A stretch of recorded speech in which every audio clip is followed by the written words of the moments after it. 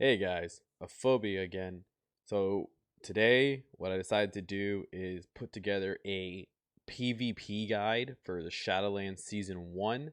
Now that the week 1 is done, we're going into week 2. I thought it was a good time to go ahead and throw this guide out there after I got, some of the handling of the comps, the ladder, what's being prevalent, what we've seen a lot of, and throw that guide out for you Shadow Priest out there. We're gonna go over talents, PvP talents, when you should swap certain talents out, your stat prio, stuff like that. That's what this video is gonna go over today. So we're gonna go and hop into this video. If you guys have any questions or you guys need anything, leave a comment down below. You guys can catch me live at twitch.tv/aphobia gaming for when I go live. And I hope you guys enjoy. Once again, if you have any questions, just let me know. All right, so the first thing we're going to talk about is our talents. Okay, so the talents you should run and the talents that I run, I'll go over. Okay, so the talents you guys should run are Unfurling Darkness, Intangibility, Misery, Psychic Horror, almost always. Auspicious Spirits is something I personally run. It's not what you guys should run. What you guys should run is Shadow Crash. All right. Shadow Crash is the more efficient play style. It gives a little bit more damage. The other two aren't really that good. And I'll go into kind of why that is. Like Auspicious Spirits doesn't really do much damage unless you're playing with the Haunting Apparitions Conduit, which the only time I'm really playing that is in like shadow play if I really decide to. But even then, I don't really use it too much. I normally when I playing like shadow play or owl play, which is what I'm playing a lot of lately. I run the shadow perceptions because mind devour, the mind blast is just garbage. I mean, you rarely ever use mind blast; it does no damage. And the 10% chance, every 10 mind blast, you have a chance to maybe get one if you're lucky. Free devouring plague. So yeah, I'll go into the conduits a little bit here in a second. But yeah, so Shadow Crash is always it should be the play you guys should be playing. I run Auspicious Spirits just because during what I normally do on my goes, Shadow Crash feels clunky, and it's literally just a preference. It feels clunky to me. I don't enjoy the extra GCD. That's just my personal preference. You should run Shadow Crash. All right, Damnation always. Void Torrent garbage. Some people use Void Torrent in like double casters, but at the long run, if you get kicked right now in this meta, this burst meta, you're dead. Damnation, get your dots up, and your damage is your dots. Damnation procs Unfurling Darkness. Unfurling Darkness gives you a free Vampiric Touch, which procs Misery, which gives you a free Shadow Word Pain. It just guarantees damage if you're getting trained. So I'm not a fan of Void Torrent. It's just an extra thing you got to cast. You gotta cast your Void Eruption. You got to cast your Void Torrent. You got to then cast Vampiric Touches. You got to get all your damage out. Like it's just too many things to get kicked on. On the last row, Hungering Void is the better one of the play. You stay in Void form longer. You get more damage out. You get more Void Bolts out, which is, again, more damage. You get the 10% increased damage on top of that. Ancient Madness could be good in like an RPS situation or like maybe a Windwalker Shadow Priest situation where you're just trying to really just swap and do a one-shot on somebody. If you get a full CC chain, could be good. As Red ran in the beginning of the expansion, but Hungering Void just takes the cake. You stay longer in that Void form. You do more damage. You get the 10% debuff. It just gives you better uptime, and uptime is everything right now. So Hungering Void takes the win there, guys. Lasting Plague, Greater Fate, and Void Shift. I always spec into this. Okay, I always spec into this. The only time I drop anything is Lasting Plague for Void Origins if I'm getting into a comp that has a Dispel and it has double melee. All right, so generally my rule of thumb is if I'm playing against the Walking Dead and they have a priest healer on their team, well, they have 2 dispels and 2 kicks and 2 stuns, and devouring plagues. By the time I get my devouring plagues up, they're gonna be dispelled. So lasting plague's not even gonna last that long. It won't last 12 seconds versus a good disc priest, right? Especially running double dispel. So I drop that and I get Void Origins. TSG is the same way, right? TSG with the Shaman, same way. They got 2 kicks, 2 stuns, Grounding Totem, Wind Shear. So that's 3 kicks. And then they got Grip, Pet Stun. They got too much stuff. And I need to be able to get my Void Erupt off on the goes that we do. if they're going me. So I go Void Origins on that too. Now if I'm running double caster and they're going me, this is what I run, even if I'm being trained. Just because I'm relying on my other caster, like my Boomkin, my Warlock, whatever I'm playing with, to get the damage out, and I'm just kiting. I'm just running. I'm kiting and running, and then I get my damage out when I can. I'm not the person doing damage. They are. That's when you overthrow like your power infusion on them, and set up on their goes. So this is what I run generically. Like, this is just what I run right here. Lasting Play, Greater Fade, Void Shift. Never Spec out a Greater Fade. Gives you that immunity. Gives you that sprint. It's too good. So for talents, this is what I run right here, guys. And honor talents. Your stat priority is going to be intellect, haste, and then versatility. So if you have a high stat intellect piece, for instance, I got a 207 boots out of the world boss today. It has haste mastery, but it also had 51 intellect on it. I had a 155 boots before the world boss yesterday, on Tuesday. So going from 155 to 207, losing haste versus boots for a haste mastery. So the haste is, remember, second prio. I already have 22% versatility. I can lose that versatility, get the more haste, and then get that main stat. So main stat, then haste, then verse. That is your stats priority as a Shadow Priest, guys. So make sure you're looking for that. As a PvP gear right now, this is how I'm going to tell you guys how to gear. Take it how you will. If you have a haste verse ring and then a low item level haste mastery ring, buy the ring, okay? I bought my 200 ring, upgraded to 226, and then I got lucky out of my box, and I got, boom, a 226 haste verse leech best in slot necklace, right? So I don't have to buy anything at all. So what I would recommend is get a ring if you don't have it, because it's going to give you the most versatility for second. And then of course you have the necklace, right? And then wait for your weapon. Then wait for the weapon. Try to get a weapon out of, like, mythics or whatever. Maybe get lucky out of your box every week, but wait to get your weapon. That's gonna be your biggest main stat upgrade. It's gonna be your biggest overall damage upgrade. So just get a ring or necklace and then wait for the weapon. That's how I'm doing it. You don't have to, but that's how I'm doing it. Just because it's gonna be the best overall, and when everybody gets their weapons, you're gonna be put behind a little bit if you don't have a high level weapon. So that's when we go on that one. So stat priority, again, intellect, haste first. Covenant. Covenants can be, obviously you can see I'm here in Sinfall, Venthyr. Venthyr is the only covenant useful for priest in general, right? You get your door shadows for like your little drive-by goes. If somebody's like running behind a pillar, you can go in, door shadows, boom, disorient them, get triple dots up in that 3-second disorient, and you're good to go, right? Or just to stop a heal, use it as a kick, right? You can use it as a micro kick, and you're good to go. That's door shadows. But the biggest one, of course, everyone knows, is that mind games. The mind games is just too fucking good, guys.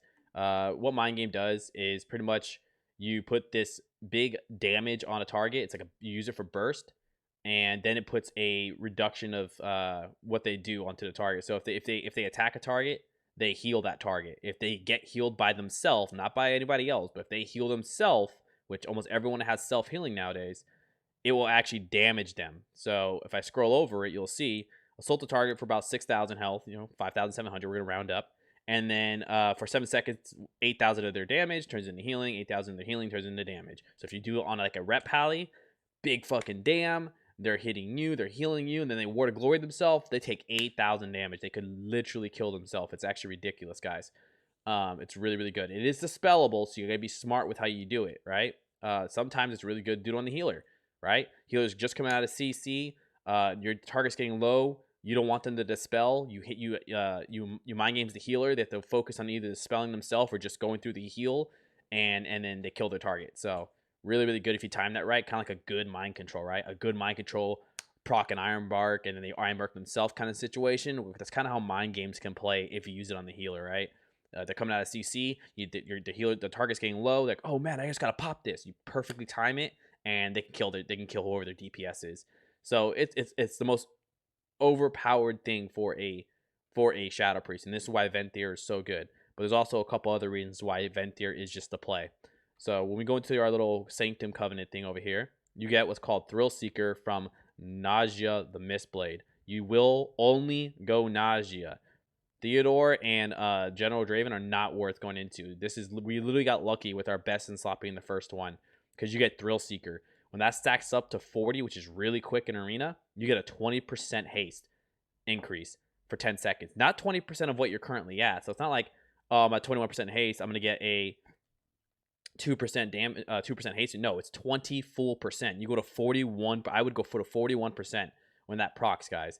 It is actually ridiculous. It is such a good thing to have. And then you get your other conduits, right? So speaking of conduits, we're gonna just go right into the conduits, right? So I play Shadow Perceptions in most of the games that I play, because again I play with the Boomkin. Boomkin will hit a target, I'll hit a target, and I do a lot of swaps to healers, guys. I do a lot of swaps to healers, and I just destroy healers as a Shadow Priest right now. It's so good. If you do a Mind Games onto a Shaman and they're running the what is the thing? Astral Swiftness, or it's the little thing when they drop below 40%, they get that instant heal. Well, if you do big damage around like 50%, and then your damage gets them to 30% with the Mind Games, that Mind Games will proc that Astral Swiftness, and then their Astral Swiftness, I think is what it's called. I could be wrong.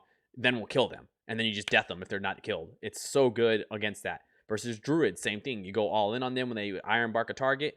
My boom continue to target, then I swap to the healer. I Void Erupt, Mind Games the healer, Damnation, and silence them when they come out of the silence. That Mind Game is still on them. They either have to dispel or they just do a quick heal and they die. They die so quickly. So Shadow Perceptions just boost that. I do have a low Shadow Perceptions conduit, unfortunately, but hopefully I'll get a better one. So that's what I run, right? It's good in every situation that there is. For me, it's better than Mind Devourer because, again, low proc chance. Mind Blast does no damage. Haunting Apparitions I used a lot this season. Feels good if you can free cast and double caster. You get a bunch of Shadow Apparitions out. Your Shadow Apparitions does more on hit damage than your dots do. So if you can get a lot of them out, it's a good play. If you know that you're playing in a comp that you're not the target, like S play, this could be really good for you with the Auspicious Spirit talent. But Disorient Echoes could be good, and Shadow Perceptions could be good. So it depends on how you like it. And then, of course, you get the Agent of Chaos, which I was telling you guys, when you disorient behind Door Shadows behind a target, it disorients him for 3 seconds in PvP, not 6. And it does DR your fear, but it's good to just do like a drive-by kick. Or it also takes dots off. So if you're trying to like get dots off the healer to CC them, you can drive by, CC them all, take the dots off the healer because it acts like a blind situation, or it takes all the dots off, and set up a go like that. It's actually really cool. It's actually really good in combat too versus RMP. If you can door shadows in onto their healer or their mage sitting back, you can get in combat, disorient them so you can free cast. It's actually really good, guys. I really enjoy how Agent of Chaos works. And then when you move on to your finesse conduits, the only one you guys should ever use is Clear Mind. Clear Mind is just makes so much better uptime on your dispels, and you actually have mana to use Mass Dispel, then still dispel afterwards. So Clear Mind is the way to go because it reduces the mana cost of all of your dispels. So it's really, really good. Of course, we're not to the other ones yet, but these are the conduits I would recommend, right? Shadow Perceptions, Echoes if you're running, you want to get big bolts out during your goes, and then Haunting Apparitions I feel like is really good in shadow play if you can just free cast, right? You get a lot of apparitions out. But if you're that Shadow Priest who does swaps to healers, and that's kind of like the way you do goes, like how I do, the Shadow Perceptions is the way to go, guys. It's 2 extra seconds. It does a lot more initial damage and the reversal of damage, so it's really good for peels too, right? You CC a healer, you Mind Games the person hitting your lock or your Boomkin, whoever you're playing with, and it heals them for more and it lasts longer. So that's how I play it, guys, with the conduits. Next up is we're going to talk about legendaries, okay? We're going to talk about the legendaries. I'm running something different than most people are as of Tuesday. Most people, I don't have my other one on me. Most people are going to tell you, hey, run Cephases, man. Run Cephases. It's the best in slot. It is for most situations, right? It's really good. It's you get the reducive crowd control for on an 11-second CC chain. You save 1 second, pretty much, right? Or on a 10-second CC chain, when it goes to the 11s, you'll save a second. So it's good. It's not bad.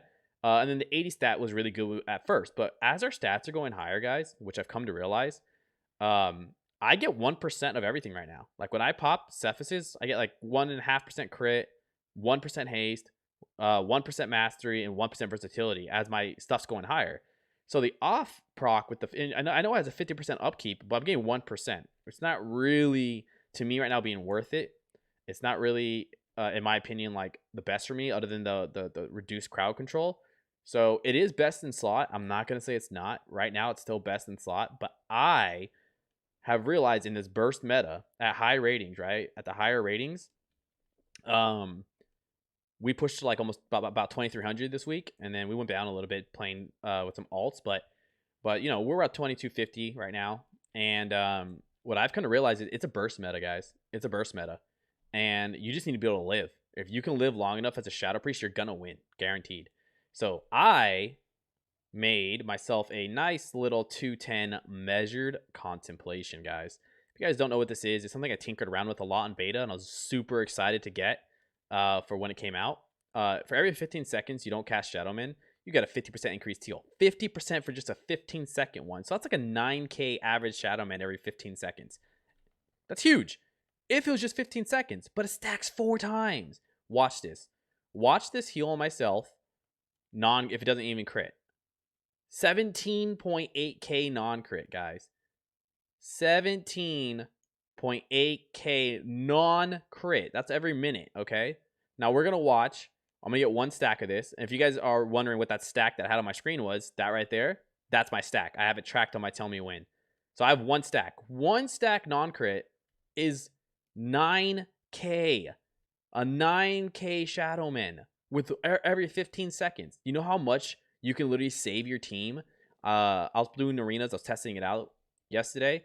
I literally had my buddy go to like 3% HP, and I fully healed him with 1 Shadowman. And we just kept doing that every 30 seconds, right? We didn't stack a minute one. We would stack like about 1 or 2 before I'd waste Shadowman. The only downside to this is you have to wait. Like, you have to time your Shadowmans efficiently, right? Look at this. 12k Shadowman with a 2 stack. With a 2 stack. Right? I love this legendary, guys. It literally saves the meta. Like with how much burst there is right now, you can literally just heal yourself and use no cooldowns. I've had teammates not have to use anything so far. Not have to use links, not have to use pain suppression, not have to use darknesses if I'm playing with a demon hunter, with barn door, nothing. Like, I literally like, no, I got you. And I'll do a 9k heal, and that's enough for them to pop a single cooldown. I love this legendary. Again, you don't have to run it. I'm just giving you guys information for this guide. It is amazing. To me, it's the best in slot for me, right? That's how I feel it is. I wasn't going to kind of give out the information on this legendary because I feel like it's really good. And once people start realizing how good it is, it's going to save a lot of these burst comps. But I mean, we'll see. We'll see how it goes. I know some people might say, oh, no, that's terrible. But for me and this burst meta at high ratings right now, I feel like I'm only dying to just raw pressure. And I feel like this can literally just stop cooldowns and we live longer. So it's been working. It's been working for me. It's really been doing good, and it's what I love to run. Compositions. All right, guys, we're gonna go into a compositions. So the first comp I really want to talk about that is probably like one of the best comps you could possibly run in the entire game. Is Warrior, Shadow Priest, Resto Shaman. Warrior, Shadow Priest, Resto Shaman is actually just so good because Warriors have so much utility, just like Shadow Priest. They're almost unkillable. They do so much big go damage. It's actually ridiculous. And they can peel. They have Intervene, right? They have War Banner. They have Charge Stuns. They have so much they can do to peel for your team that, and they have so much damage that it's almost forced to go Warrior in these compositions instead of yourself. And then just lose because you're just doing so much throughput. Now, if they do go you, it's it's more pressure on yourself, and you have to know when to get cast out, when to get set up. But at that point, what you really do is you just run. You run and let your warrior kill. Warrior does so much damage. You just do whatever dots you can. When you get some space, you cast your vampiric touches, get your unfurling darkness out, try to get some devouring plagues out. But you're really just letting your warrior kill in that comp. That's really what it is. You're running around, not dying whoever you're fighting, because at like 2200 above, it's all melee cleaves. It really is just all melee cleaves, guys, and RMP. So you're just like running around. You're just running around, letting your warrior kill stuff, and boom. So Warrior Priest Shaman, guys. Highly recommend that if you're trying to just push rating. One of the best comps you can run as a double caster right now, probably the strongest, other than one other comp I'll say that does not involve a Shadow Priest, is Owl Play. Boomkin, Shadow Priest, Healer, with a Disc Priest, especially with a Disc Priest, with the double mind games go, you guys can just solo people. Like you and your priest can go on a healer, kill them while your boomkin one-shot somebody. It is such a good comp. You have double off heals. Boomkins are so tanky. You're pretty tanky. If they go you, your boomkin just melts them. If they go your boomkin, you just melt them. Owl Play is so good, guys. Probably the best comp you can run as a Shadow Priest right now for double caster. The only thing that really is stronger double caster right now that I want to say is Ellie Boomkin Healer. I feel like is stronger. Ellie Boomkin Resto Shaman, Ellie Boomkin Disc Priest, Ellie Boomkin, any healer. It seems like is like the best comp for double caster right now. It's just so good. But as of a Shadow Priest, because we're talking about a Shadow Priest guide, I would recommend if you're trying to run double caster guys to do Boomkin Shadow Priest Healer with the Disc Priest especially, because how strong Disc Priest is right now. And Owl plays gonna be to play, guys. Then the next comp I want to talk about is Shadow Play. I like doing double casters, guys. It just alleviates a lot of pressure off yourself. It lets me be able to control the game more if you're running double caster. And especially because a lot of these other casters are a bigger threat than you burst-wise in a burst meta, that people will leave you alone. Which, with Magic Contemplation, makes the game so much harder for that team. Because, not a lot of Shadow Priests are running it, but when they go my teammate, I just do 18k heals and I just keep the damage mitigated. Then you can mind control and do all that. But Shadow Play with the Corruption slow legendary for Warlocks, and then they have Demon Circle, they have Gateway, they can just not be caught. And then when people go you can just LOS and kite them around all day, and then they just die to your Warlock. It's literally a double-edged sword in that comp. Whoever they go is the wrong answer. So, and they can't go your healer or they lose. So it's a really good comp if you have a good Warlock and a good Shadow Priest. If you have a good Warlock and a good Shadow Priest, that comp right now is just destroying melee cleaves. It really is. It's just destroying melee cleaves. It's really good. It just, Warlocks are not in the best defensive spot right now. So they have to run certain comps to be good. But that is one of the comps for sure, I would say, to run, guys. It is definitely going to scale rating for you guys. If you find a good Affliction Lock as a Shadow Priest, you need to go to Affliction Lock to make it work. And if they're bad, it's gonna be hard on you, because if they don't know how to kite, you're gonna lose. They have to know how to kite with those slows. But if they do, it's like you're gonna win like almost every game, guys. You really are. It's gonna be so good. Another comp I want to kind of talk about is RPS. I know Rogues just got nerfed, but it's still so good. Like it really comes down to the control that a Rogue brings, and they still do really good damage, really good damage. But it really comes down to the control that a Rogue brings that allows the comp to flourish, right? Like you just run Mind Bomb if you wish. Like a lot of time I still run my Psychic Horror Stun, but you can run Mind Bomb if you wish to, and you just do long CC chains. Kidney on the healer, Silence, Mind Bomb into, if you're playing with a Shaman, you have a Hex, right? Into a Cap Totem, into whatever else, into a Mind Control if you want to. Like there's so much you can do in that comp. It's actually ridiculous how much control, how much CC you have, and you can still do a Smoke Bomb and a duel. Like there's so much you have in that comp. It's actually ridiculous how much control, and people just die because of the sheer control, not just the damage. RPS is so good, but Rogues are kind of in the lock situation. They have a shit ton of damage, but they die in like a global. Rogues need defensive. I know they got nerfed on offensive, but Rogues need more defense. They just die really quickly. Good Rogues can just kite around all day, but still, they're a wet noodle versus melee cleaves. But still, if you have a good Rogue friend and a good Shaman friend, RPS, that's another comp you guys are going to scale with. It just does really well. So those are the comps I really want to talk about, because those are the ones I see the most success with, and the ones I see the most at higher ratings. Compositions that counter you as a Warlock, or sorry, as a Shadow Priest. TSG is really strong into you. Is really strong into you right now, because a lot of TSGs run with the Shaman, and they got grounding, they got tremor, they got wind shear, then you got 3 kicks, right? If they're frost, you have the 1 kick, but they got the 3 kicks. Then you have to worry about the pet stun, then you have to worry about the grips, then you have to worry about the A-bomb limb if they're running unholy, then the stun and the war banner. Like there's so much they can stop you with, and by the time it's even up, you can't even fear them, because they have the lich, and then they have the berserker rage they can get out of your fears with. So you can't run Mind Bomb, because he can just tremor totem it if he's fast enough. It's just really hard to fight a good TSG. Another really comp that really counters us right now is Turbo. Turbo is almost impossible to win right now. Like I'm not saying it is impossible, but theoretically it's almost impossible, especially because a lot of Turbos run with a Shaman, right? Some run with a disc, which still counters you, but let's say they run with the Shaman, and yeah, double purge on everything that you try to do. You got double grounding, double tremor, double wind shear, and then you still got the war banner, you still got the stuns. Like Train Harvest just destroys you. So some of these are some of the comps that you have to look out for, and this is why I recommend running double caster. Because if you're not running double caster and you're running, let's say, RPS or WPS, it's almost a guaranteed loss in that comp because they're just going to train you to the ground. You're going to do no damage, and they're still going to be able to cleave your warrior because your warrior has to be on them, and you're gonna end up losing. It's really hard at high rating. That's something I've noticed a lot of. Turbo, TSG are really the big counters. I want to say the Walking Dead's a counter, but it's not. It's like a 50-50 chance you'll win that. It's really hard to beat, but Windwalkers die really quickly, so you have a good chance of winning just going to the Windwalker. So that's I kind of want to go out with the counter comps there, guys. That's really the only really counter comps you have. You do really good into RMPs. You do really good into pretty much anything else. You do good into Shadow Play as Shadow Priest in general. Whatever comp you're running does good into Shadow Play because you are a Shadow Priest, so you do really well against other Shadow Priests. But that's really the only comps I would say that actually counter you. So that's kind of all I wanted to really get into when it comes to like this guide.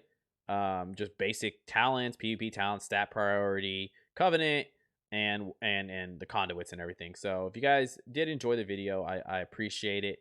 If you guys go and drop a like, maybe a sub if you really enjoyed the content. In a couple days, I'm actually going to upload the videos from the week 1 push, so you guys can see how we communicated and how we played and what comps I was running. And yeah, so I hope to see you guys then. I hope you guys enjoyed it. You can catch me at my Twitch once again, and I see you guys in a couple days. I appreciate all y'all.